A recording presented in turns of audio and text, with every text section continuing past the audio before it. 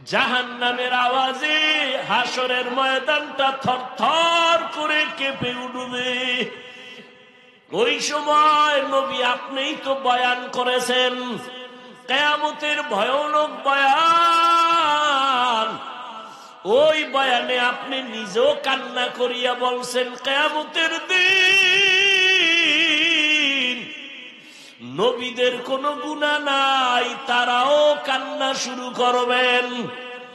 একদিকে সূর্যের গরম, অন্যদিকে জাহান্নামের আওয়াজ, অন্যদিকে আবার আল্লাহ রাগান্বিত হইয়া আওয়াজ দিবেন লিমানিল মুলকুল ইয়াউম লিল্লাহিল ওয়াহিদিল কাহ্হার। ও নবী আপনিই তো বয়ান করে বলেছেন আল্লাহ যখনই আওয়াজটা দিবেন হাসরের ময়দানটা গরম, থরথর করে কেঁপে উঠবে আল্লাহর রাগান্বিত আওয়াজে। মানুষগুলো বেহুশ, নবীরা যাদের গুনাহ নাই তারাও কান্না করবেন। কি উপায় হবে তাদের? ও রহমতের নবী আদম নবী কাঁদবেন, উম্মতের কথাও ভুলিয়া যাবেন। ঈসা নবী কাঁদবেন, মুসা নবী কান্না করবেন, ইব্রাহিম নবী কান্না করবেন। ওই সময় যদি আমারে আল্লাহ ডাক দিয়া কয় আবু বকর আমি তোমাকে জান্নাতের টিকিট দিছি, বলো আমার আদালতে কি আমল নিয়ে আসছো? আমি যদি বলি আল্লাহ নামাজ নিয়ে আসছি, রোজা নিয়ে আসছি, তেলাওয়াত নিয়ে আসছি, আল্লাহ যদি বলে আবু বকর আমি যেইভাবে তেলাওয়াত চাইছি ওইভাবে তেলাওয়াত তুমি করতে পারো নাই, আমি যেইভাবে নামাজ চাইছি ওইভাবে তুমি নামাজ আদায় করতে পারো নাই, আল্লাহ তখন তো রাগ হইয়া যদি বলে এই আবু বকরের সব আমল বরবাদ। আল্লাহ যদি অর্ডার করে জাহান্নামের ফেরেশতারা আবু বকরের হাতে পায়ে জাহান্নামের শিকল লাগাও, ওই দিন আমার উপায় কি হবে রে নবী? দুনিয়াতে সূর্যের গরম সহ্য করতে পারি না, জাহান্নামের গরম আমি কেমন করে সহ্য করব? একটা মশার কামড় সইতে পারি না, জাহান্নামের আযাব কেমন করে সহ্য করব? একটা বেতের বাড়ি সইতে পারি না, হাসরের ময়দানে আল্লাহর আযাব কেমনে সহ্য করব? ও আমার কলিজার বাবারা, ও পর্দার আড়ালের মা বোনের, আমার কলিজার যুবক বাবারা, আমি তোমাকে কিন্তু এতক্ষণ যত বয়ান করছি একবারও বলি নাই আমার মতো টুপি লাগাও, আমি একবারও বলি নাই আমি কওমি মাদ্রাসায় লেখাপড়া করেছি তোমরাও স্কুল কলেজ বাদ দিয়া মাদ্রাসায় যাও, একবারও বলি নাই আমি তাবলিগের লাইনের সন্তান, তোমাকে একবারও বলি নাই বাবা তাবলিগে যাও, আমি পীরের মুরিদ, একবারও বলি নাই তুমি পীরের কাছে যাও, বরং আমি তোমাকে সাপোর্ট দিয়া যাইতেছি, আমার মতো সাপোর্ট তোমাকে কোনো বক্তারা দেয় না, জানি না কেউ দেয় কিনা, আমার জানা মতে কোনো বক্তাই যুবকদেরকে এই পরিমাণ সাপোর্ট দেয় না। আমি চ্যালেঞ্জ দিয়া বলি ও যুবক বাবা স্কুল ছাড়িও না, কলেজ ছাড়িও না, আমি তোমাকে কলিজা দিয়া দোয়া করে গেলাম, স্কুলে পড়িও, কলেজে পড়িয়া ডাক্তার হও, ইঞ্জিনিয়ার হও, প্রফেসর হও, তুমি একজন ব্যবসায়ী চাকরিজীবী হও, মাদ্রাসায় যাওয়ার দরকার নাই, মাদ্রাসায় আমাদের আলেমের অভাব নাই, হুজুরের অভাব নাই, ছাত্রের অভাব নাই, আমার দেশে এখন অভাব আদর্শ ডাক্তার নাই, আদর্শবান ইঞ্জিনিয়ার নাই, আদর্শবান এসপি নাই, ডিসি নাই। আজ আমার দেশে যদি আদর্শবান ডাক্তার থাকতো, এসপি ডিসি থাকতো, চেয়ারম্যান মেম্বার থাকতো, নামাজিওয়ালা, এই দেশে ওলামায়ে কেরাম মানুষের কোরআনের বয়ান করতে কোনো হারামখোরের অনুমতি লাগতো না। ও আল্লাহর বান্দা তুমি স্কুলে পড়ো, কলেজে পড়ো, কোনো বাধা নাই, অনুরোধ করে বলছি কেউ কলেজ ছাড়বা না, বরং তুমি ডাক্তার হও, ইঞ্জিনিয়ার হও, প্রফেসর হও, ব্যবসায়ী হও, চাকরিজীবী হও, তবে আমার ছোট একটা দাবি, তুমি খবরদার বেয়াদব হইও না। বলবা হাফিজ ভাই বেয়াদব হইও না কথার ব্যাখ্যা কি? ব্যাখ্যা হলো 3 জায়গায় বেয়াদবি করবা না, তাহলে মরার আগে তোমার জীবন শেষ হয়ে যাবে। মরণের কালে পানি দেওয়ার মতো কাউকেও তুমি কাছে পাইবা না, খুব সাবধান। বিবেকের কাছে কথাগুলো রেখে যাই, মনে রাখি ওরে বাবা। 1 নাম্বার, মা বাবার সাথে খারাপ আচরণ করবা না। শিক্ষকের সাথে 2 বেয়াদবিমূলক আচরণ করবা না। 3 আলেমের সাথে বেয়াদবিমূলক আচরণ করবা না। যদি মা বাবার সাথে বেয়াদবিমূলক আচরণ করো আর মা বাবায় যদি কষ্ট পাইয়া বলে আহ এটাই তোর জন্য একটা আগুন, মসজিদে ঢুকলেও তোমাকে ধন্যবাদ দেওয়া হবে না, যাত্রা গানে ঢুকলেও তোমাকে লানত দেওয়া হবে না, কিন্তু ফলাফলের বেলায় টের পাইবা জান্নাত আর জাহান্নাম। পরীক্ষার হল, বাধা দেওয়া যাবে না। যে যেরকম পারো চলো। মনে চাইলে দাড়ি কামাও, তোমারে গজব দিবে না। আমি দাড়ি রাখছি এই জন্য আমারে আল্লাহ আসমান উঠাইবেন না। মনে চাইলে তুমি টুপি পরো, তোমাকে ধন্যবাদ লাগবে না। মনে চাইলে তুমি খ্রিস্টানদের ক্যাপ লাগাও, প্যান্ট শার্ট টাই লাগাও, তোমাকে কেউ গালিও দিবে না, কারণ এই জমিন পরীক্ষার হল। আল্লাহ বলেন আল্লাযী খালাকাল মাউতা ওয়াল হায়াতা লিয়াবলুয়াকুম আইয়ুকুম আহসানু আমালা ওয়া হুয়াল আজিজুল গফুর।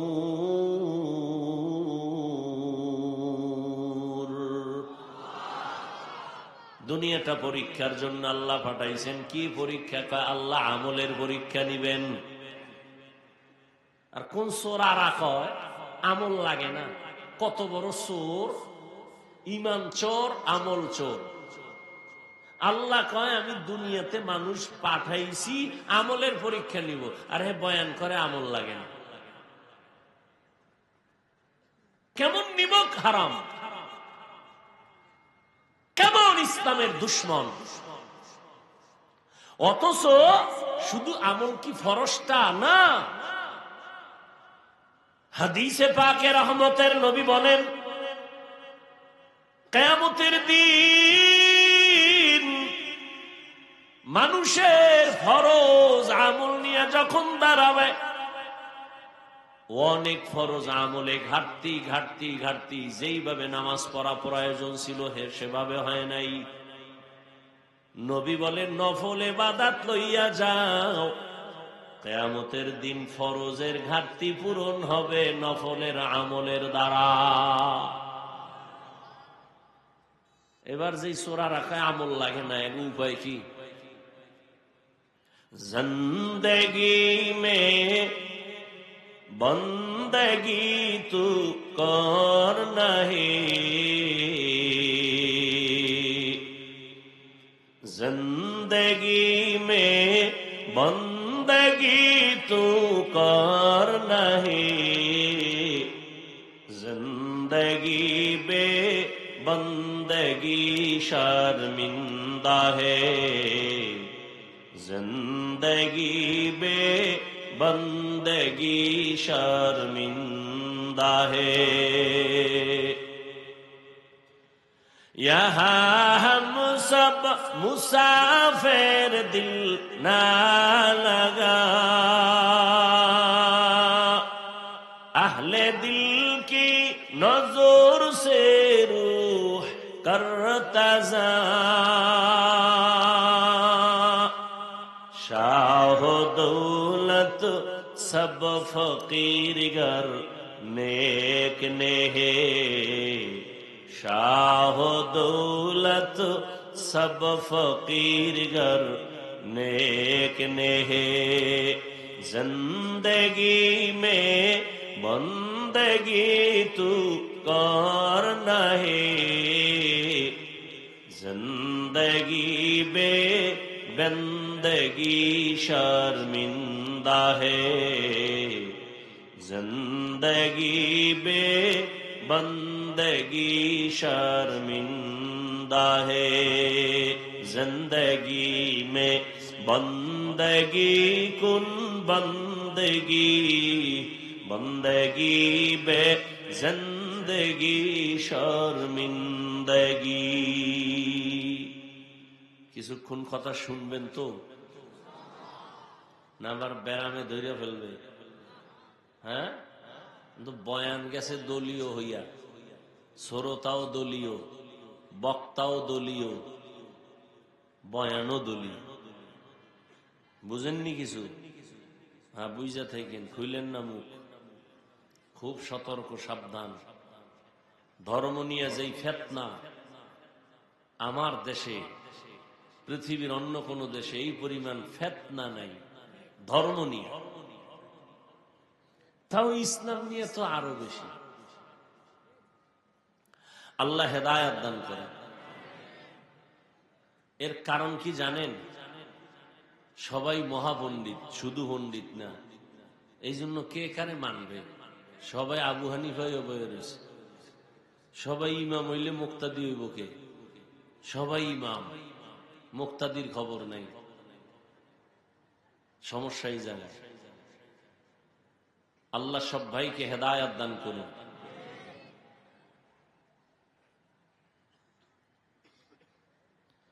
হায় হায় হায়, আমি আপনাদের সামনে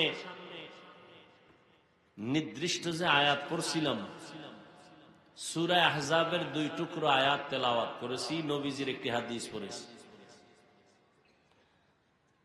তরজমাটা খেয়াল করবেন, এরপরে কিছু ব্যাখ্যা, উঠা বসা করলেই মোনাজাত। কারণ কষ্ট করে আসছি, আপনি যদি মূল্যায়ন না করেন, দরকার কি আমার বয়ান করার? রিজিক কি বয়ান দেয়নি? এই পিপিলিকার রিজিক কে দেয়? গর্তের ইঁদুরের খানা কে দেয়? নদীর মাছ এগুলো কে খাওয়ায়? সমুদ্রের প্রাণীর খানা কে দেন? উড়ন্ত পাখি ঘুরে শূন্যের মধ্যে, ওর পেট ভইরা সন্ধ্যাবেলা বাসায় আসে, কে খাওয়ায়? জঙ্গলে হাজারো প্রাণীর খানা কে দেন? ওরা দামি না আমরা দামি? বলেন। ওদের রিজিক দিলে আল্লাহ আমগো দিবে না? পাগল হয়ে গেছেন কেন? খাই খাই জিন্দেগির জন্যই যত মামলা হামলা।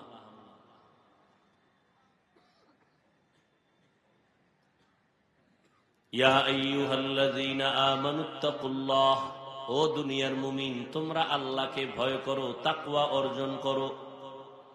ওয়াকুলু কাওলান সাদীদা, জবানের দ্বারা যা বলো সত্য বলো, সঠিক বলো, শালীন ভাষায় বলো। লাভ, ইউসলিহ লাকুম আ'মালাকুম, 1 নাম্বার লাভ, জীবনের টুটা ফাটা আমল তোমার কবুল হয়ে যাবে। ওয়ায়াগফির লাকুম যুনুবাকুম, দ্বিতীয় লাভ হলো তোমার জীবনের সব গুনাহ আল্লাহ মাফ করে দিবেন। আমাইয়ুতিল্লাহ ওয়া রাসূলাহু, যে ব্যক্তি আল্লাহ এবং তার রাসূলের অনুসরণ অনুকরণ করবেন, ফাকাদ ফাজা ফাওজান আযীমা, অতঃপর তাদের বিজয়টা হবে চূড়ান্ত বিজয়। অর্থাৎ তারা বিনা হিসাবে জান্নাতি। কারা? যারা আল্লাহর এই 2টা আদেশ মানবে। 1 নম্বরে আল্লাহকে ভয় করবে, দ্বিতীয় জবানকে কন্ট্রোল করবে। নগদ 2 পুরস্কার, জীবনের আমল কবুল, জীবনের গুনাহ মাফ। পরিণামে আর কি? যারা নবী এবং আল্লাহর অনুসরণ করবে তারা বিনা হিসাবে জান্নাতি। হাদিসে পাকে নবী বলেন, কুল্লু উম্মতি ইয়াদখুলুনাল জান্নাতা ইল্লা মান আবা, সব উম্মতেরা জান্নাতে যাবে, যারা আমি মুহাম্মদ রে মানে না তারা যাবে না। কিলা মান আবা, সাহাবায়ে কেরাম প্রশ্ন করলেন, ইয়া রাসূলুল্লাহ, আপনাকে মানে না তারা কারা? ক্বালা মান আতাআনি দাখালাল জান্নাহ ওয়া মান আসানি ফাকাদ আবা। রহমতের নবী বলছেন, যে আমার অনুসরণ করবে সে জান্নাতে যাবে, যে আমার বিরোধিতা করবে সে আমাকে অস্বীকারী হিসাবে গণ্য হবে। হাদিসের উপরে 2 মিনিট খেয়াল করেন।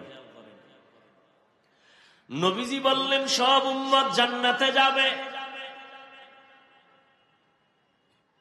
কিন্তু আমি মুহাম্মদের যারা মানবে না, অস্বীকার করবে, তারা জান্নাতে যাবে না।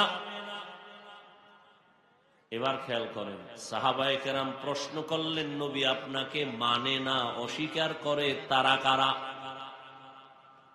রহমতের নবী জবাবটা ডাইরেক্ট না দিয়া একটু মোহাব্বতের আওয়াজ দিলেন, পরে জবাব দিলেন। মোহাব্বতের আওয়াজ দিলেন কি? মান আতাআনি দাখালাল জান্নাহ, যে আমার অনুসরণ করবে সে জান্নাতে যাবে। এ কথার দ্বারা বুঝাইলেন নবী, যে আমার অনুসরণ করে সে আমাকে মানে, সে জান্নাতে যাবে। এবার আপনারা বলেন, নবী বলছেন যে আমার অনুসরণ করে সে জান্নাতে যাবে, তার মানে সে নবী মানে? নবীর অনুসরণ করে যিনি, সে নবী মানে। বিপরীত কথাটা কি আসতে পারে বলেন তো? খবর নেই। এই জন্য তো বয়ান কামে লাগে না, দিলের মধ্যে কোনো খেয়াল নাই। ওই একদল মোবাইল নিয়ে আছে, আর এক গজবে বইরা, কপাল পুরলে আর কি করার। ওই যে শুরুতেই বলছি এই কথা নিয়ে, যে হেদায়াত তো আমার হাতে না। রসুল যদি বয়ান করার পরেও কালেমা না পড়ে তো আমি কে?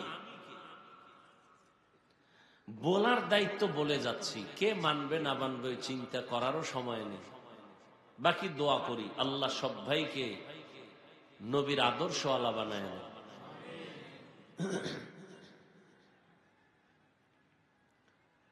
নবী বললেন,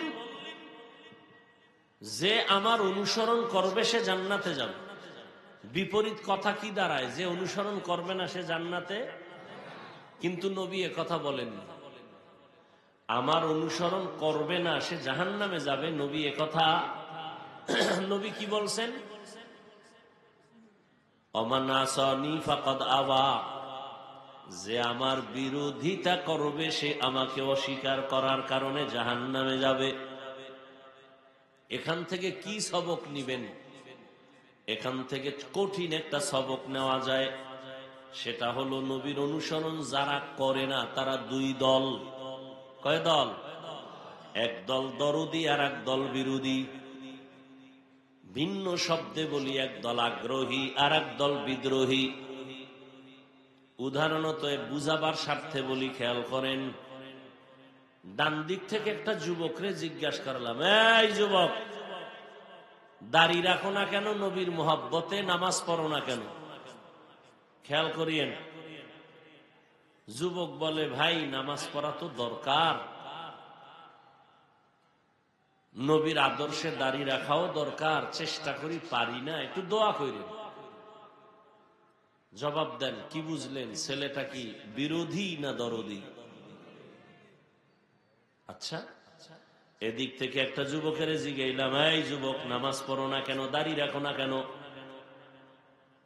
যুবক আমার কথাটা শেষ না হতে বিদ্যুতের গতিতে জবাব দেয়, দাড়ি না রাখলে অসুবিধা কি, নামাজ না পড়লে অসুবিধা কি?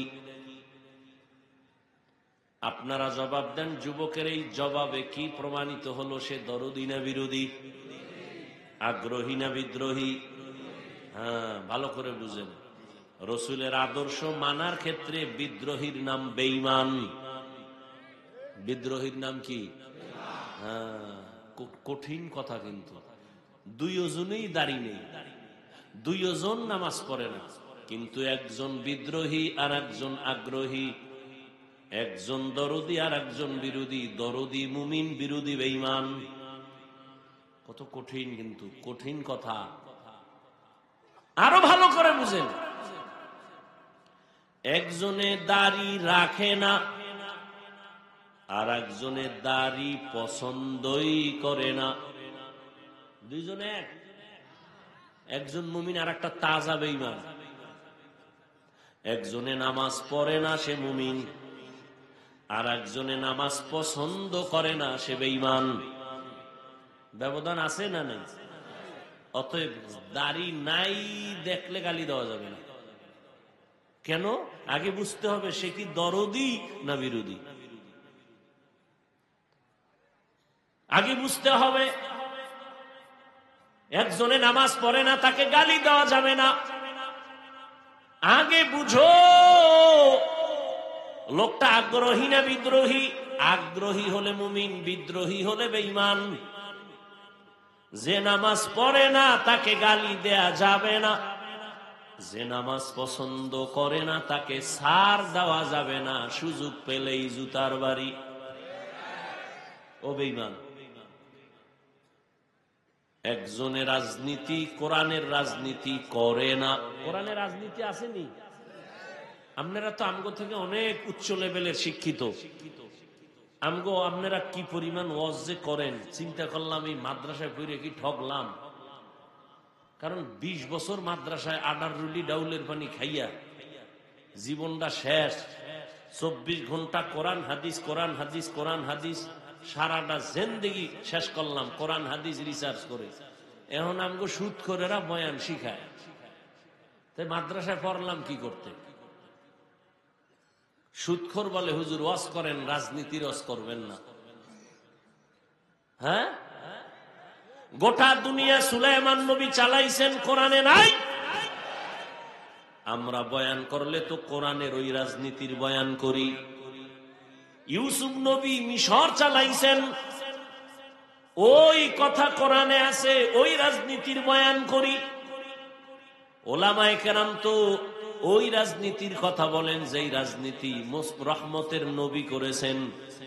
আবু বকর রাষ্ট্র চালাইছেন, সেই রাজনীতির বয়ান করি। ওমরে ফারুক রাষ্ট্র চালাইছেন, সেই রাজনীতির বয়ান করি। এটাই হলো আসল রাজনীতি। এর বাইরে সব পেটনীতি আর দুর্নীতি, সব চান্দাবাজি আর ধান্দাবাজি। এই যুবক,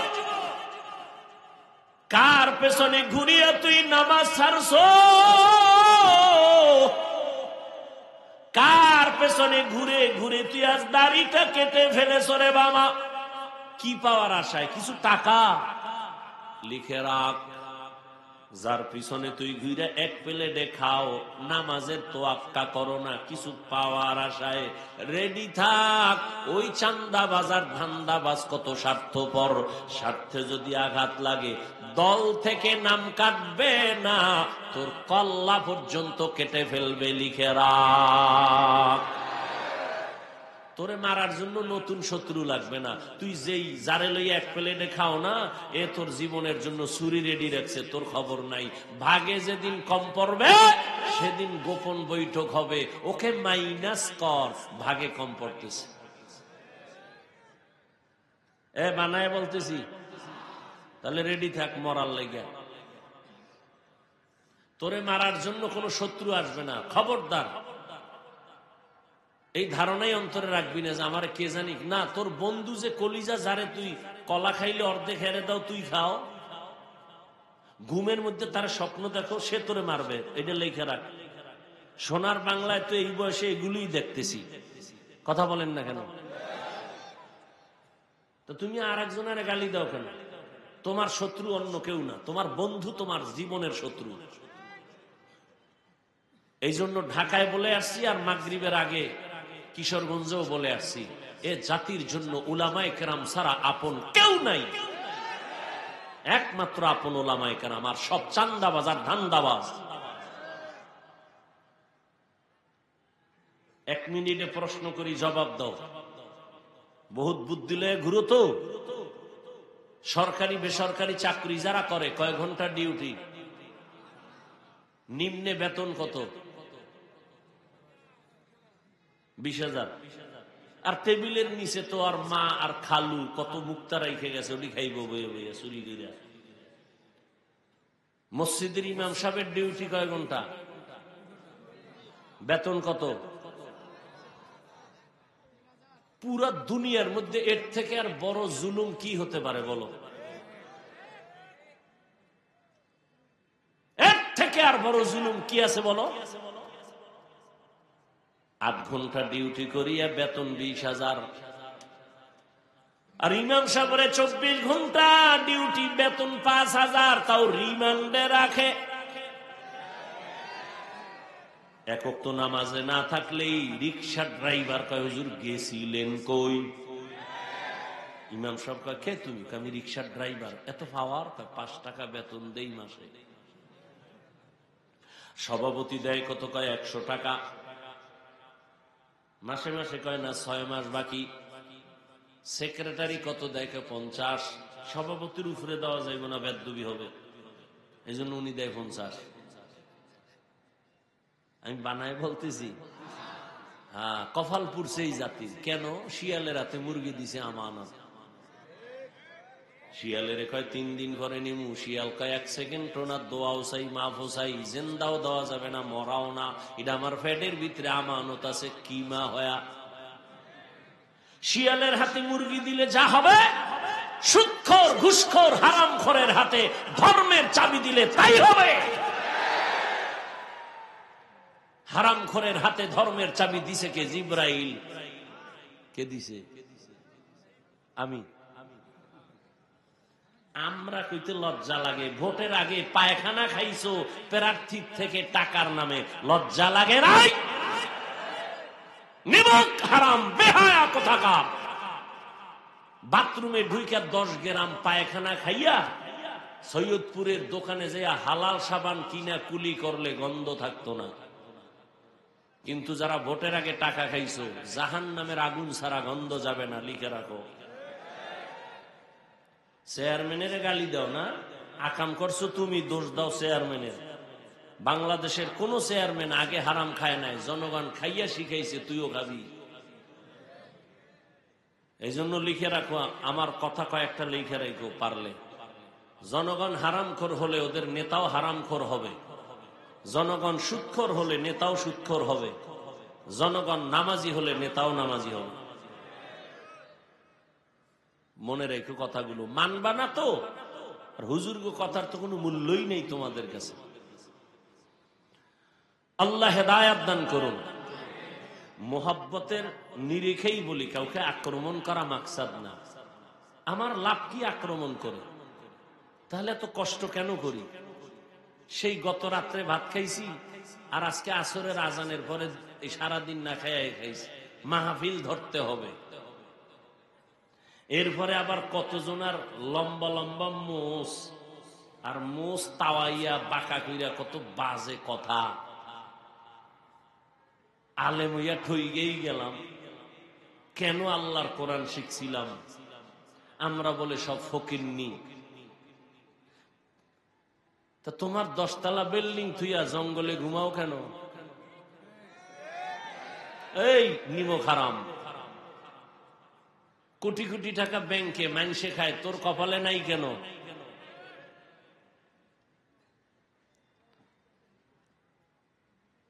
এই জন্য এখন আর নরম কথায় হবে না।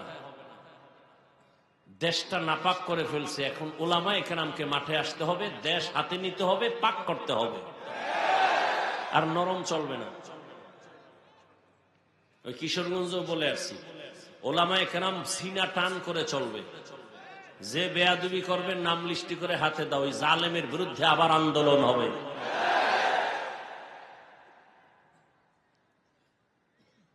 আল্লাহ হেদায়াত দান করুন।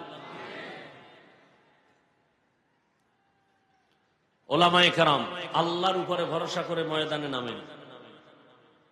চাকরি খাওয়ায় না, পিপিলিকার খানা যদি আল্লাহ দিতে পারেন, উড়ন্ত পাখির রিজিক যদি দিতে পারেন, আপনাকে কেন দিবেন না? আল্লাহ সব ভাইকে হেদায়াত দান করুন।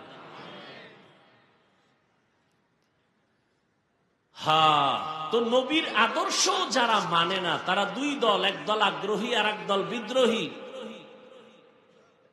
এ বিষয়ে কিছু কথা বললাম শুধু হাদিস নিয়ে। এবার আয়াতের মধ্যে ঢুকি। ঢুকবো না কষ্ট হবে? আয়াতের মধ্যে আল্লাহ 2টা আদেশ দিছেন, মানলে 2টা পুরস্কার। আদেশ কি? 1 নম্বরে তাকওয়া অর্জন করো তথা আল্লাহকে ভয় করো। দ্বিতীয় আদেশ হলো জবানকে কন্ট্রোল করো। এই আয়াতের মধ্যে আল্লাহ হাত কন্ট্রোল করো, চোখ কন্ট্রোল করো, কান কন্ট্রোল করো, পা কন্ট্রোল করো আল্লাহ বলেন। আল্লাহ জবানের কথাটা বিশেষ করে বললেন। কেন? জবানকে হেফাজত করো। কেন বললেন? এই জবাবটা দিব। মানুষের পুরা বডির মধ্যে যত অঙ্গ প্রত্যঙ্গ আছে, এর মধ্যে আল্লাহর দেয়া জিহ্বা বা জবান একটা বড় নিয়ামত। 2 নাম্বার, পুরা বডির মধ্যে যত অঙ্গ প্রত্যঙ্গ আছে, পুরা বডির মধ্যে জিহ্বা হলো মারাত্মক একটা অ্যাটম বোম অস্ত্র। প্রথম কথা হইল বড় নিয়ামত, দ্বিতীয় কথা বড় অস্ত্র। এবার দোনোটার কথা শুনেন। নিয়ামত কিভাবে? দুনিয়ার যত প্রাণী আছে, সব প্রাণী আমাদের মতো তাদের হাত আছে, চোখ আছে, কান আছে, মাথা আছে, পেট আছে, খানা আছে, বাথরুম আছে। কিন্তু আমাদের নিয়ামত সব থেকে বেশি জবান। দুনিয়ার অনেকে এই জিহ্বা নাড়ায় খায়, কিন্তু কোন প্রাণীর জবানে আওয়াজ নাই। আল্লাহ আমাদের দান করেছেন। এই জিহ্বা কেমন এক নিয়ামত! আমি যে মাউথ নিয়ে সামনে কথা বলি, আমার এই কথাটা মাউথ টেনে মেশিনের দ্বারা ইউনিটের মাধ্যমে হর্ন থেকে বের করে বহু দূরে নিয়ে যায়। এই যে মেশিন চলতেছে, সেটাকে আবার ফ্যান দিয়া বাতাস দিয়া ঠান্ডা রাখে। সীমার অতিরিক্ত যদি মেশিন চলে, হঠাৎ করে আগুন লেগে পুড়িয়ে যাবে সব। আনলিমিটেড এই মেশিন চালাতে পারবে না, কিছুক্ষণ ঠান্ডা রাখা লাগবে, না হয় অন্য মেশিন চালাবে, আর একটার একটু রেস্টে দিতে হবে। কিন্তু আল্লাহর দেয়া জিহ্বা নামের বড় নিয়ামত। দুনিয়াতে আসার থেকে জিহ্বা নাড়াইয়া কত কোটি কোটি কোটি কোটি কথা সাপ্লাই দিলা। 30 বছর, 40 বছর, 50 বছর পর্যন্ত জিহ্বা নামের মেশিন চলতেছে চলতেছে চলতেছে। হাজার হাজার হাজার কোটি কথা সাপ্লাই হচ্ছে। 1 সেকেন্ডের জন্য কখন আমার মাওলার দেওয়া জিহ্বা বন্ধ হয় নাই। গাল ব্যথা করে, মাথা ব্যথা করে, কপাল ব্যথা করে, ঠোঁট ব্যথা করে, জিহ্বা ব্যথা করে না। এত বড় এক নিয়ামত আমার আল্লাহ দান করেছেন। মোবাইলে তুমি কথা বলতেছো, মোহাব্বতের আলাপ, দীর্ঘ টাইম বলে 5 মিনিট সময় দাও। 5 মিনিটের কথা বইলা কথা যে শুরু হইছে, যত কথা বাড়ে মোহাব্বত বাড়ে। ভালোবাসার চাদরে আবৃত হইয়া কথা বলতে বলতে বলতে বলতে হঠাৎ কইরা কথার লাইন কেটে গেছে। আরে তাড়াতাড়ি কেটে গেল। মোবাইলের স্ক্রিনে তাকায় দেখে 26 মিনিট নাই। কাইতে গেল কেন? ব্যালেন্স নাই। দেখে না ব্যালেন্সও ঠিক আছে। নেটওয়ার্কের সমস্যা কয় তাও না, মোবাইলে টাকাও আছে, নেটওয়ার্কও আছে, কথার লাইন কাটলো কেন? ভালো কইরা নজর কইরা দেখে চার্জ নাই। কি নাই? চার্জ নাই। এবার দৌড়ায় গেছে চার্জ দেওয়ার জন্য। দ্রুত তুমি চার্জ লাগাও। আবার এমন কিছু চার্জার আছে, ফাস্ট চার্জার, 1 ঘন্টার চার্জ আধা ঘন্টায় হয়ে যাবে। ফুল চার্জ দিয়ে আবার কথা বলো, আনলিমিটেড, কোনো টেনশন নাই। আবার কিন্তু চার্জ থাকবে না। কিন্তু আমার মাওলার দেওয়া জিহ্বা নাড়াইয়া এত কথা বলছো রে যুবক, 1 সেকেন্ডের জন্য কখনো চার্জ দিছনি? ওই জিহ্বার চার্জ কে দেয়? ওই মেশিন কে বানাইলো? ওই মেশিনের তেল, পেট্রোল, অকটেন কে দেয়? একবার চিন্তা করে যদি বলতি আলহামদুলিল্লাহ, আমার মাওলা খুশি হইয়া তোর জীবনের গুনাহগুলো মাফ করে দিতে। ইয়া ইলাহি মুঝসে মুঝকো দূর কর, তাকে দেখো মুঝ মে তুঝকো এক নজর। ইয়া ইলাহি তু মেরা মাবুদ है, या इलाही तू मेरा माशूक है। ও বান্দা, তুমি এক প্লেট ভাত নিছো, খানা খাবা, প্লেটের মধ্যে খানা নিয়ে তরকারি নিয়ে অনেকক্ষণ তুমি হাত দিয়া নাড়ায় চাড়ায় দেখলা খানার মধ্যে কোনো ভেজাল আসেনি। হাত অ্যান্সার দিল খানার প্লেটে খানায় ভেজাল নাই, চোখ তোমাকে অ্যান্সার দিল ভেজাল নাই। এবার মোটামুটি রেডি হয়ে একটা লোকমা তুমি মুখের মধ্যে নিছো, জিহ্বায় তোমার আটকায় দিছে, ভিতরে নেওয়া যাবে না, লোকমার ভিতরে ভেজাল আছে। হাত ক্লিয়ারেন্স দিল, চোখ ক্লিয়ারেন্স দিল, জিহ্বায় আটকায় দিল। কেন? জিহ্বায় তোমারে বলতেছে লোকমাটা বের কর। এই লোকমার মধ্যে ভেজাল হলো চিকন একটা চুল আছে, চিকন চুল, এ লোকমা ভেতরে নেওয়া যাবে না। জিহ্বায় তোমাকে কতটা সতর্ক করে দিল। তুমি মনে করছো খানাটা বড় ঠান্ডা, জিহ্বায় লাগাইছো মাত্র, বলছে ভেতরে নেওয়া যাবে না, তো তোর গলা নষ্ট হয়ে যাবে, ফেলে দে। এই জিহ্বায় এত বড় নেয়ামত। আমি মানুষ নাকি অন্য কিছু? আমার জবান আমাকে পরিচয় দিল। আমি একজন আলেম নাকি কিছু? আমাকে জবান পরিচয় দিল। হাত আমারে পরিচয় দেয় না আমি ভালো মানুষ না খারাপ মানুষ। তুমি ভালো না খারাপ জবান পরিচয় দেয়, হাত পরিচয় দেয় না। এই জবান আল্লাহর বড় নিয়ামত, শুকর আদায় করো। কেমনে শুকর আদায় করবা? জিহ্বাটা দিয়া সব সময় তেলাওয়াত, জিকির, দরুদ, ইস্তেগফারের আমল করো। এবার আসেন, জিহ্বা বড় একটা অস্ত্রের নাম। বুঝার চেষ্টা করি কেমন অস্ত্র। বলে এটা বেলেটের মতো, চারোদিকে ধার, ডানেও কাটে, বামেও কাটে, সামনেও কাটে, পেছনেও কাটে, বেলেটের মতো। বলে কেমন? জিহ্বা নাড়াইয়া একজন বিধর্মী মানুষের সামনে বলে লা ইলাহা ইল্লাল্লাহ, সাথে সাথে তার নামটা এখন ঈমানওয়ালার খাতায় চলে আসছে। জিহ্বার এক কথা। আবার এই জিহ্বা নাড়াইয়া এক মুমিন বলে আমি আল্লাহ মানি, কোরআন মানি, তবে কোরআনের বর্ণিত রাজনীতি মানি না। একই জিহ্বার এই কথায় তার ঈমান চলে গেল। এই একই জিহ্বা নাড়াইয়া অপরিচিত একটা মেয়ে যদি একটা যুবকের বলে তোরে আমি স্বামী বানায় নিলাম, তুই কবুল বল, স্বামী ছেলেটা যদি বলে কবুল করলাম, দুইজন চারজনের সামনে যদি বলে ফেলে, বউ হয়ে গেল জীবনের আপন। আবার এই জিহ্বা নাড়াইয়া যদি বলে তুই তালাক, একই জিহ্বার কথায় তার স্ত্রী জীবনের থেকে বিদায়। বিচারক চেয়ারে বসিয়া ফাঁসির আসামিকে জিহ্বা নাড়ায় বলে তুমি মুক্ত, ফুলের মালা গলায় পরে ফাঁসির আসামি বাড়ি। আবার এই জিহ্বা নাড়াইয়া বিচারক যদি বলে নিরপরাধের পুলিশ হ্যান্ডকাপ লাগাও, নিরপরাধী একই জিহ্বার কথায় আসামির কাঠগড়ায় দাঁড়াবে। জিহ্বা এমন এক অস্ত্র, এটা তোমার আমার ইচ্ছার বিরুদ্ধে চলে। কেমনে তুমি কন্ট্রোল করবা? দেখছুনি এটা অ্যাডভান্স চলে, অ্যাডভান্স। ঘুমায় গেছে মানুষ মরা, কিন্তু জিহ্বা চালে, জিহ্বা চলতেছে।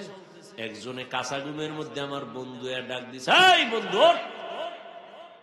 ওর কাঁচা ঘুম। ও চোখ বন্ধ করে জিহ্বা নাড়ায় কাঁচা কয়েকটা গালি দিছে, ও দৌড়। তোর দার আর জীবনে আমুনা, যেই গালি দিলি ঘুমের থেকে ওইটা ডাক দিলাম, এই তুই গেছো কই বন্ধু? কয় তোর সাথে কথা নাই, যেই গালি দিছো ঘুমের ভিতরে। না না না, তো আমি গালি দি নাই।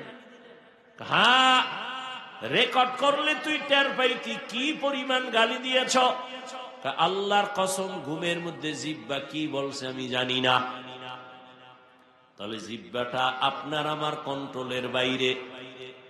হাত যদি অন্যায় করে বেঁধে রাখো, কন্ট্রোল হয়ে যাবে, অন্যায় করবে না। চোখ যদি খারাপ কিছু দেখে, নেকাপ লাগাও, কালো আয়না লাগাও, দেখবে না। পা যদি অন্যায় করে, পায়ের মধ্যে রশি লাগায় বেঁধে দাও, অন্যায় করবে না। কান যদি অন্যায় কিছু শুনে পট্টি লাগায় দাও, অন্যায় আওয়াজ আসবে না। জিহ্বাটা যে অন্যায় করে এটারে কেমনে আটকাইবা? রশি দিয়েও তো বাধা যায় না, কষ্টে লাগানো যাবে না, কারণ জিহ্বার মধ্যে আল্লাহ একটা মেডিসিন দিয়ে দিছেন, পানি। এটা আবার কত বড় নিয়ামত। অল টাইম জিহ্বায় যদি পানি না থাকে, মানুষ মরণাপন্ন হয়ে যায়। কারো মুখ শুকায় গেলে ডাক্তারের কাছে দৌড়ায়, আমার পাগলের মতো হয়ে গেছি, জিহ্বা শুকায় যায় কেন? বলে ডায়াবেটিস বেড়ে গেছে, তাড়াতাড়ি মিষ্টি খাও। জিহ্বার মধ্যে এমন একটা পানি, বড় নিয়ামত। বলে কেমন? এই যুবক বাবারা, ঘুমের থেকে উঠা বাসি মুখে কুলি না কইরা এক গ্লাস পানি তুমি পান করবা, জিহ্বার সাথে যেই লালাটা ভেতরে যাবে, রোগের ঔষধ। কুলি করবা না, বাসি মুখে কুলি ছাড়া পানিটা পান করবা, খালি পেটে ঘুমের থেকে উঠাই মুখের ভেতরে জিহ্বার লালা সহ ভেতরে যাবে, পেটের ঔষধ। তোমার চেহারার মধ্যে যদি কোন স্পট হয়, গোডা হয়, শাহাদাত আঙ্গুল বের করে জিহ্বার মধ্যে লাগায় 3 বার বিসমিল্লাহ বলে লালা দিয়া লাগাও, চেহারায় কোনো গোডা থাকবে না। তবে সারা রাত্র মোবাইলে যদি আকাম কইরা গোডা উডাও, ঘুম মাইর দিয়া, ওইটা লালায় যাবে না।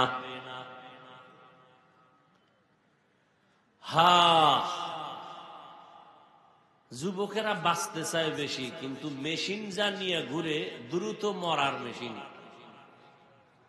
আমার কাছে খুব কষ্ট লাগে, বাঁচতে চায় বেশি কিন্তু মেশিন লয়ে ঘুরে মরার, দ্রুত মরতে পারে। কারণ এই মোবাইল কিডনি দুর্বল করে, হার্ট দুর্বল করে, ব্রেন দুর্বল করে, চোখের পাওয়ার নষ্ট করে এই মোবাইল, কানের পাওয়ার নষ্ট করে। চরিত্র তো নাই, লেখাপড়া নাই, মা বাবার সাথে ভালো আচরণ নাই। যুবকেরা এই মরণ ফাঁদ লইয়া লইয়া পকেটে ঘুরে, কাছে লইয়া ঘুমায়। যুবকদের আর একটা মরণ ফাঁদ হলো বাইক। কি বাইক কয় নি এলাকায়? কি কয়? Motor cycle. এটার উপরে উঠলেই শরীর গরম, শীত নাই, গরম, আগুন বাইর। আর এক জায়গায় গিয়া ধাম করে ফইরা যায়। একদিকে হুন্ডা থাকে, আর একদিকে ফইরা, রক্তক্ষরণ নাই, জায়গায় শেষ।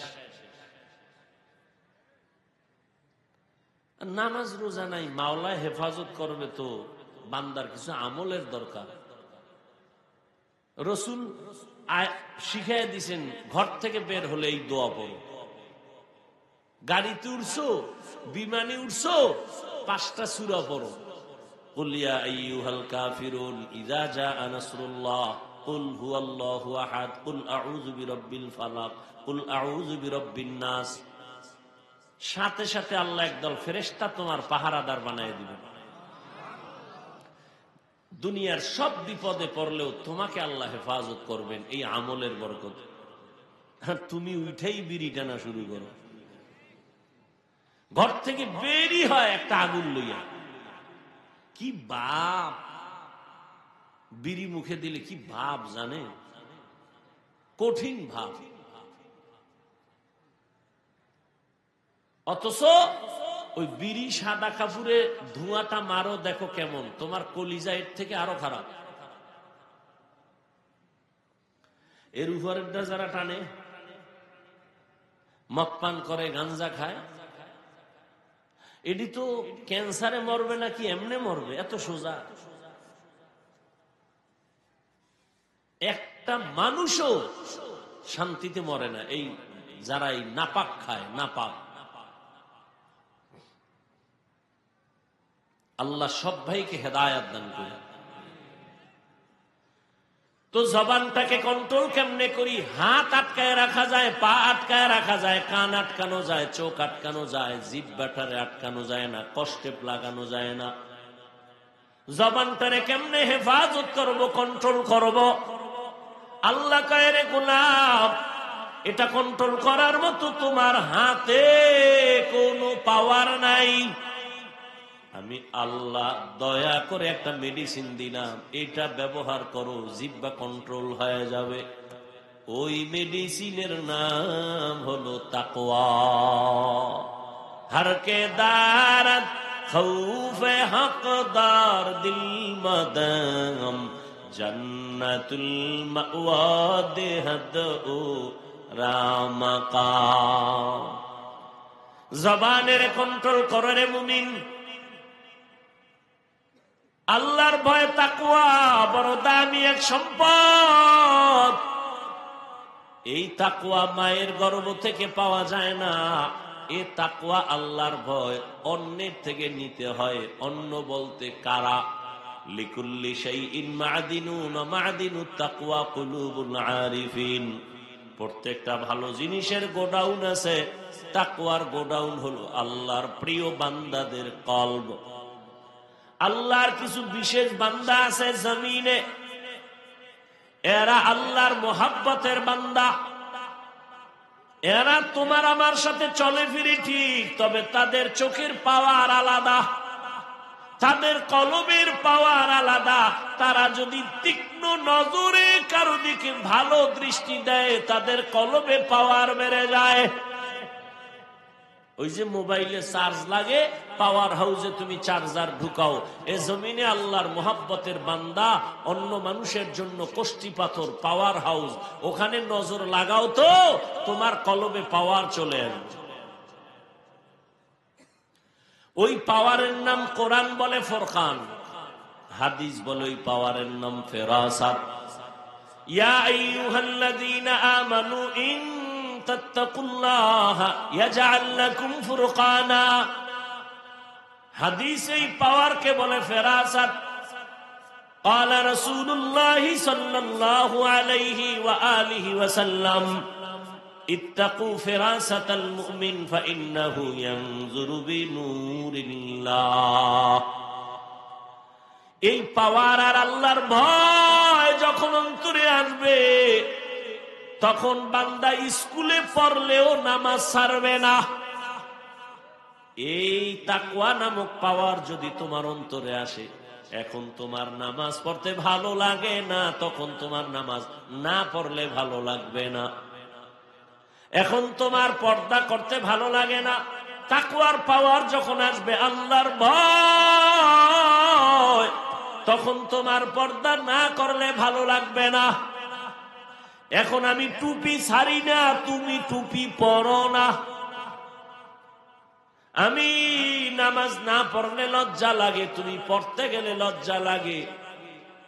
আসলে মেডিসিন তাকওয়ার ভয়, আল্লাহর ভয় নাই। এই আল্লাহর ভয়টা অন্তরে জমা করার জন্য আল্লাহর ওলি যারা, পীর আউলিয়া যারা, খাঁটি আল্লাহওয়ালা, তাহাজ্জুদওয়ালা, তাদের নজর লাগাও। তাদের নজরের মধ্যে পাওয়ার আছে। আরে একটা গাঞ্জাখোরের নজরেও তো পাওয়ার আছে। একটা বেআমল গাঞ্জাখোর একটা দুধের বাচ্চার দিকে তাকায় নজর দিছে, তো বাচ্চা অসুস্থ হয়ে গেছে। মুরব্বীরা কয় বদ নজর লাগছে, শুকায় যাইতেছে, খায় না, বদ নজর। আপনাদের এলাকায় দেখবেন মাঝে মাঝে কদু গাছ লাগায়, কদু গাছ। ওই কদু গাছের ফাঁকে গাছের মধ্যে আবার জুতাও টানায়। জুতা কেন? বলে জুতার বরকতে কদু অনেক বড় হবে। জুতা একটা বরকতের জিনিস, নমরুদের গানে লাগছে, এই জন্য টানায় না। বলে বদনজর থেকে। এই আমি শেষ করব, উঠেন কেন? আর একটু বল না। আপনি এখানে কাছে যাইবেন, আমি কই যাবো? আপনার উঠাছেনি। আর দীর্ঘ টাইম বসার যদি অভ্যাস না থাকে, ভিতরে কেন ঢুকেন আপনারা ধাক্কাইয়া? ওই কত আল্লাহর আশেকরা বাইরে দাঁড়ায় রয়েছে, এরা ফাঁকে ফাঁকে গিয়ে বিড়িটাই না আবার আইব, কোনো টেনশন নেই। আপনি ভিতরে ঢুকে কেন ডিস্টার্ব করেন আরো 10 জন? আর আমার কতজনে গেছি গে, আবার ফাঁকে ফাঁকে আটতে আটতাইতেছে। কেউর বিড়ির নেশা, চায়ের নেশা, পানের নেশা, মানে শয়তান তো আর বইয়া নেই। এত সুন্দর একটা ভালো কাজে বসায় রাখলে তো শয়তান পরাজয়। তো শয়তান তো এই ভালো কাজে বসতে দিবে না সবাইকে। একটা খোসা দিয়ে উড়াই নিল। জবানের হেফাজত করো হে মুমিন, তাকওয়ার মেডিসিন লাগাও, আল্লাহর ভয়। এই আল্লাহর ভয়টা যখন অন্তরে আসবে, এটার আবার পার্সেন্ট আছে। যার ভয়ের পার্সেন্ট যত বেশি, তার আল্লাহর মুহাব্বতের আমলও তত বেশি। রহমতের নবী বলেন, আমি রাতের বেলা মসজিদে নববীর পার্শ্বে আয়েশার হুজরায় ঘুমায় যাই। আমি এশার নামাজ পড়ে কারোর সাথে গল্প করি না, আমার অভ্যাস ঘুমায় যাওয়া। নবী বলেন, আমি ঘুমাইলে আমার চোখ বন্ধ থাকে, তবে আমার অন্তর কখনো ঘুমায় না। আমি আয়েশার হুজরায় ঘুমে গেলাম, হঠাৎ করে আমার ঘুম ভেঙ্গে গেল। কানের মধ্যে শুনি কে যেন কাঁদতেছে, কান্নার আওয়াজ।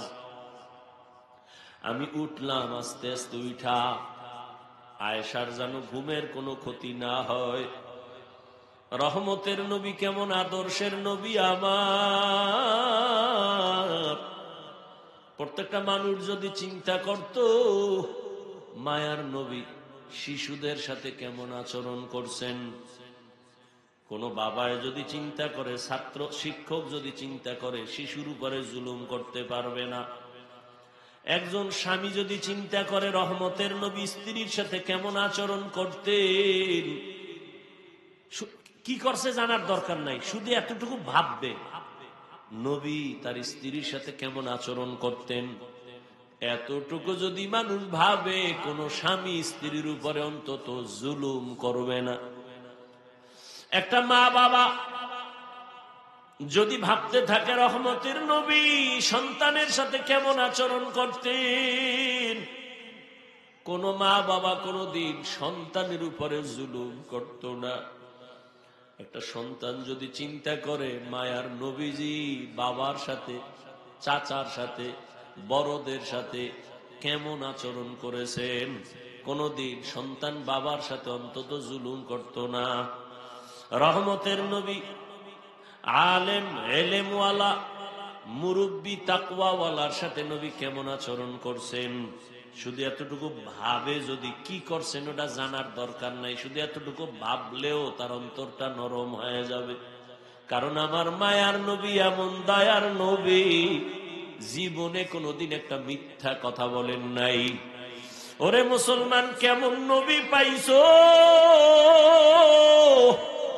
চিনলা না কেমন মায়ার নবী আমার, যেই নবীর জন্য আমার আল্লাহ পর্যন্ত আশিক। মুহাম্মদ আমার নবী কেমন আল্লাহ পাক তার আশিক। আল্লাহ বলেন, মুসা আমার বন্ধু, ঈসা আমার বন্ধু, ইব্রাহিম আমার বন্ধু, ইউসুফ আমার বন্ধু, মুহাম্মদ আমার বন্ধু। তবে সব নবী রাসূল আমি আল্লাহর আশিক, আর আমি আল্লাহ নিজে শুধু মুহাম্মদের আশিক। ব্যবধান আছে না নাই? আমার আল্লাহ নবীর আশিক। মায়ার নবী বলে, আমি ঘুম থেকে উঠছি, উঠা আয়েশার ঘুম যেন ক্ষতি না হয়, আমি আস্তে আস্তে উঠা বের হইলাম। আমার মাথার পাশেই তো মসজিদে নববী, খেজুর পাতার ঘর। আমি বের হইয়া নজর করে তাকায় দেখি ভোর রাত্র হয়ে গেছে। আসমানের দিকে তাকায় দেখি সুবহ সাদিক হবে হবে ভাব, কিছুক্ষণ পরে ফজরের আজান হবে। আমি মসজিদের দিকে হালকা নজর করে দেখি, এই গভীর রাতে আমার ঘুমটা ভাঙলো কে? আসলে তো ইচ্ছা করে কেউ চিল্লানি দেয় নাই, নবীজি দেখাই চোখে পানি আসছে, সাধারণ কোন ব্যক্তি না। নবী বলেন, আমি তাকাইয়া দেখি আমার হাতের সাহাবী, জান্নাতি সাহাবী আবু বকর নামাজে দাঁড়ায় দাঁড়ায় কান্না করতেছে। আমি অপেক্ষায় থাকলাম। আবু বকর নামাজ শেষ করিয়া যখন কান্না বন্ধ করেছে, আমাকে দেখা পাগলের মতো হয়ে গেছে। আবু বকরকে নবী বলেন, ও আবু বকর, আপনি নামাজে কাঁদছেন? বলে, হ্যাঁ। কেন? আপনার কান্নায় আমার ঘুম ভেঙে গেছে। আবু বকর বলেন, ইয়া রাসূলুল্লাহ, আমারে মাফ করে দিয়েন, আমি ইচ্ছা করে কান্নার আওয়াজ দেই নাই। আপনি কাঁদছেন কেন নামাজে?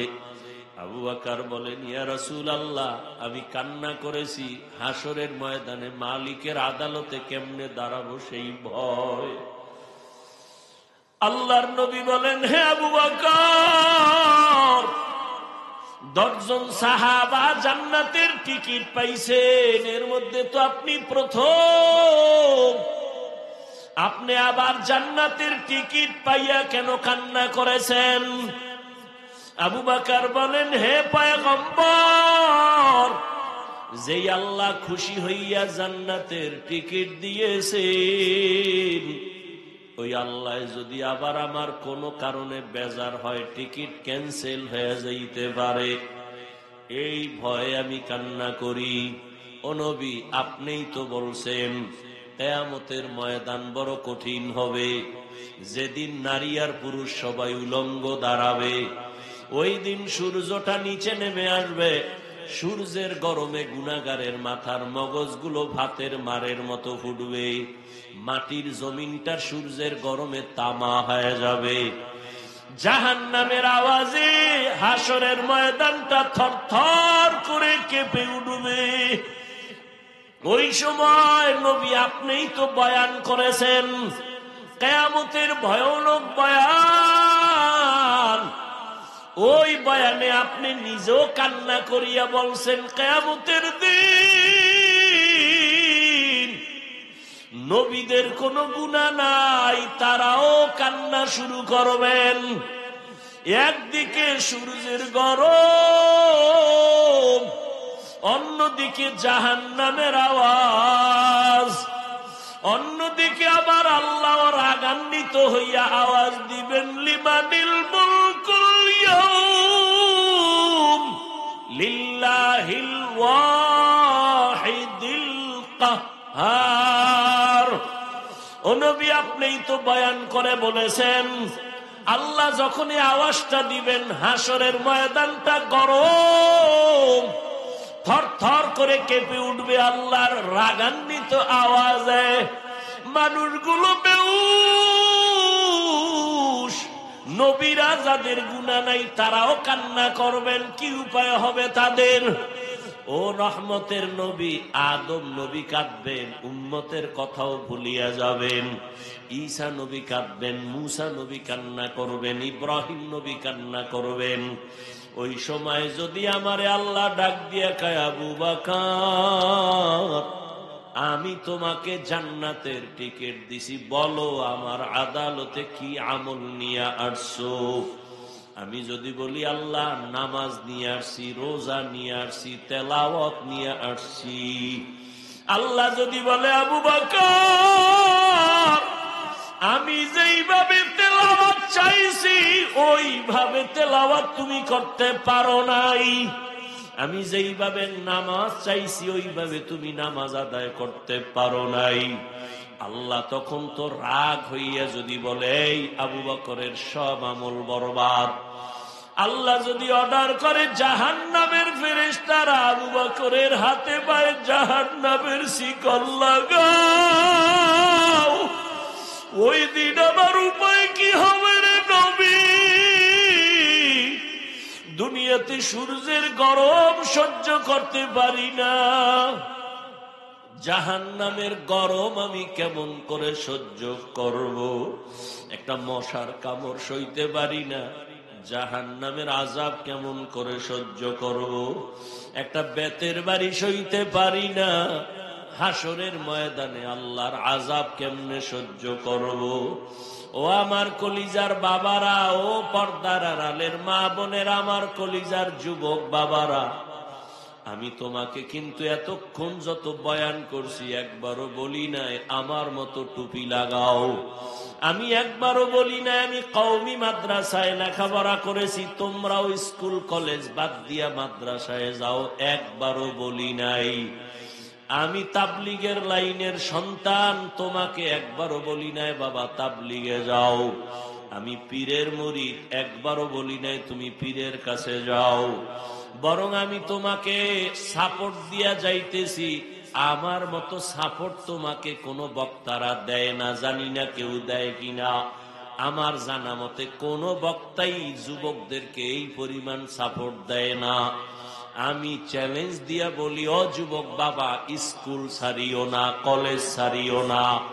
আমি তোমাকে কলিজা দিয়া দোয়া করে গেলাম, স্কুলে পড়িও, কলেজে পড়িয়া ডাক্তার হও, ইঞ্জিনিয়ার হও, প্রফেসর হও, তুমি একজন ব্যবসায়ী চাকরিজীবী হও। মাদ্রাসায় যাওয়ার দরকার নাই। মাদ্রাসায় আমাদের আলেমের অভাব নাই, হুজুরের অভাব নাই, ছাত্রের অভাব নাই।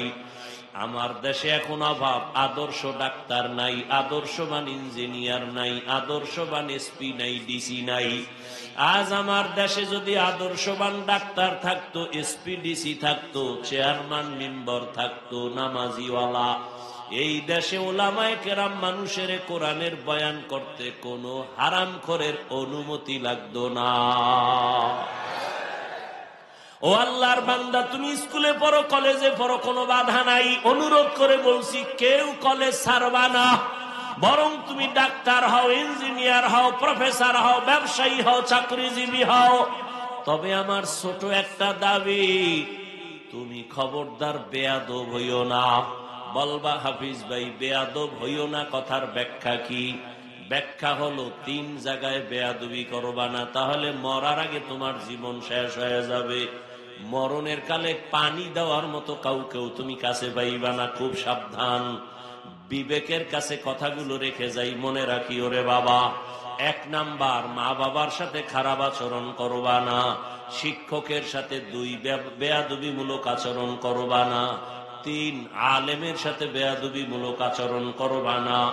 যদি মা বাবার সাথে বেয়াদবিমূলক আচরণ করো, আর মা বাবায় যদি কষ্ট পাইয়া বলে, আহ এটাই তোর জন্য একটা আগুন, এই আগুন যদি তোর কপালে লাগে তোর জীবন ধ্বংস। শিক্ষকের সাথে খারাপ কারণে যদি শিক্ষক একটা নিঃশ্বাস ফালায়, তোর ছাত্র জীবনের লেখাপড়া সব ধ্বংস হয়ে যাবে। আলেমের সাথে খারাপ আচরণ করার পরে যদি একটা নিঃশ্বাস দেয়, তোর জীবন ধ্বংস হবে। অতএব মা বাবার বেয়াদবি নিও না, শিক্ষকের সাথে বেয়াদবি করে বরদোয়া নিও না। তুমি মা বাবার দোয়া নিয়া, শিক্ষকের দোয়া নিয়া, উলামায়ে কেরামের পরামর্শ নিয়া তুমি ডাক্তার হও, ইঞ্জিনিয়ার হও, প্রফেসর হও, ব্যবসায়ী হও, চাকরিজীবী হও। দেখবা তুমি ডাক্তার হলেও তোমার জীবন ধন্য হবে, ইঞ্জিনিয়ার হলেও তোমার জীবন ধন্য হবে।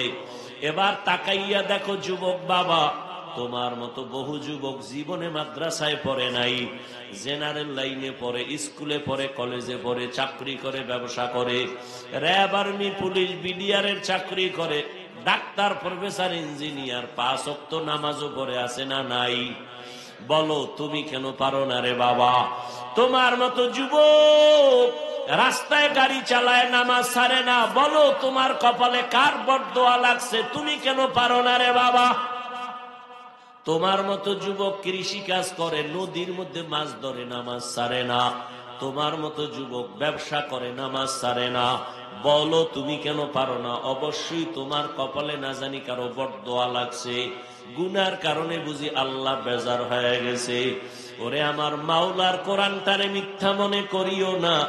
আজকে তাকায় দেখো, কই বাড়িওয়ালা, কই টাকাওয়ালা মাস্তানেরা, কেউ দুনিয়ার বাহাদুরি করিয়া টিকতে পারে নাই। কিন্তু যারা নবীর আদর্শওয়ালা, তারা বাদশাহ আগেও ছিল, এখনো আছে, মুকুটহীন সম্রাট। কিয়ামতেও আল্লাহ এদের সম্মান দিবেন। অতএব আমি বলবো বাবা, তুমি ডাক্তার হও, বেয়াদব হইও না, ইঞ্জিনিয়ার হও, বেয়াদব হইও না। পর্দার আড়ালের মা বোনেরা, আপনাদের মতো কত মা, কত বোন এখনো আছে বেপর্দায় চলে না, নামাজ ছাড়ে না, মোবাইলে সময় নষ্ট করে না। এরে আম্মা জান, স্বামীর মাল হেফাজত করে, সন্তানটাকে আদর্শওয়ালা বানানোর মেহনত করে। কারণ গাছ ভালো না হলে ফল ভালো হয় না। মায়ের চেষ্টা, দোয়া না থাকলে সন্তানও ভালো হতে পারে না। এ কারণেই তো মা আপনাদের অনেক দাম। এই স্টেজে 20টা ছেলের মাথায় পাগড়ি দেওয়া হলো, কোরআনের হাফেজ হয়ে গেছে। এদের মা বাবার জীবন কত ধন্য।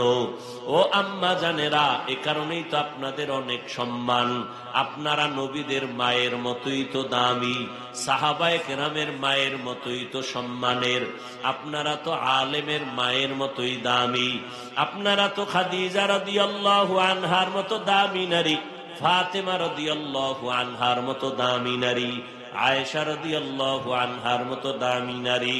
আপনাদের মতো মায়ের অবদানের কারণে দুনিয়াতে ভালো ভালো সন্তান আসছে। 1 মিনিটে একটা ঘটনা বলিয়া শেষ করি রে বাবা।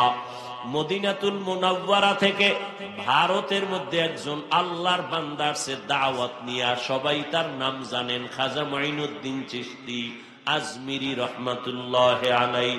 তিনি ভারতের জমিনে কালেমার দাওয়াত দিতে দিতে লক্ষ লক্ষ বিধর্মী তার হাতে মুসলমান হলো। মায়ের সামনে একদিন খাজা মাইনুদ্দিন চিশতি আজমিরি বড় আনন্দিত। মা ডাক দিয়া কয়, বাবা মাইনুদ্দিন, এত খুশি আনন্দ কেন?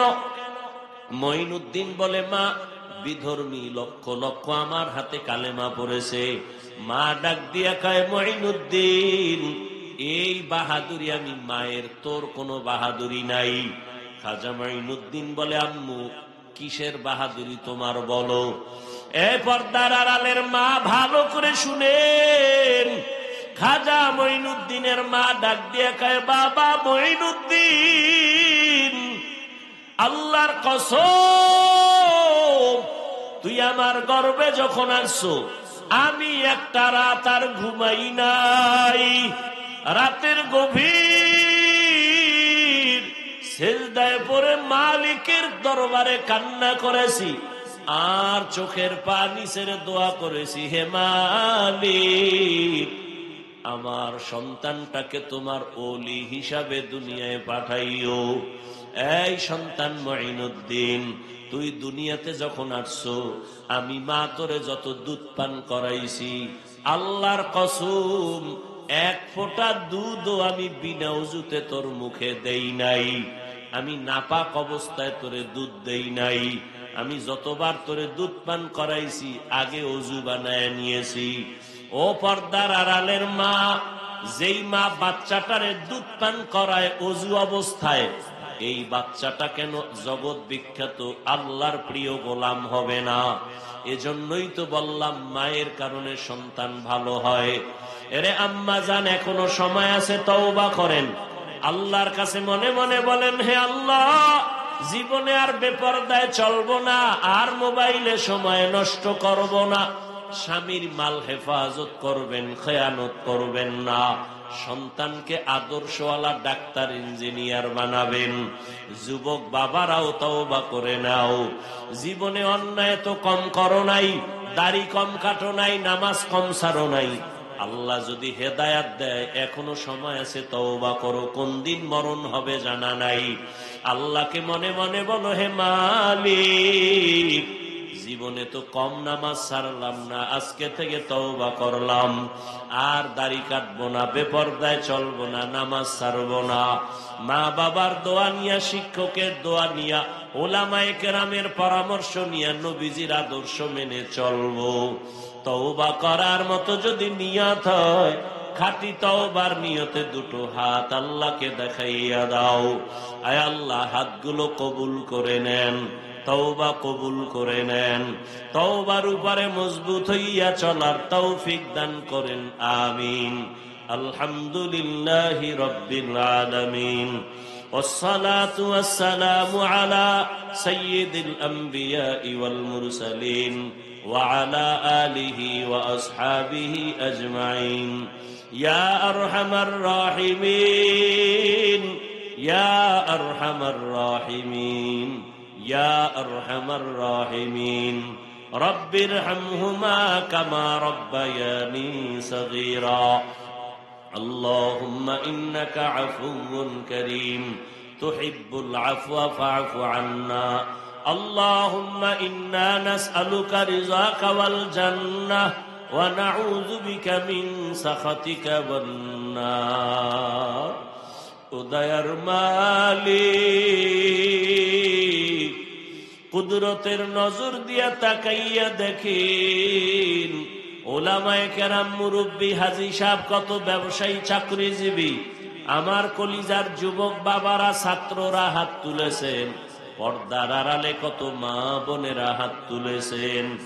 আয় আল্লাহ, আমরা সবাই গুনাহগার, জাহান্নামের আসামি।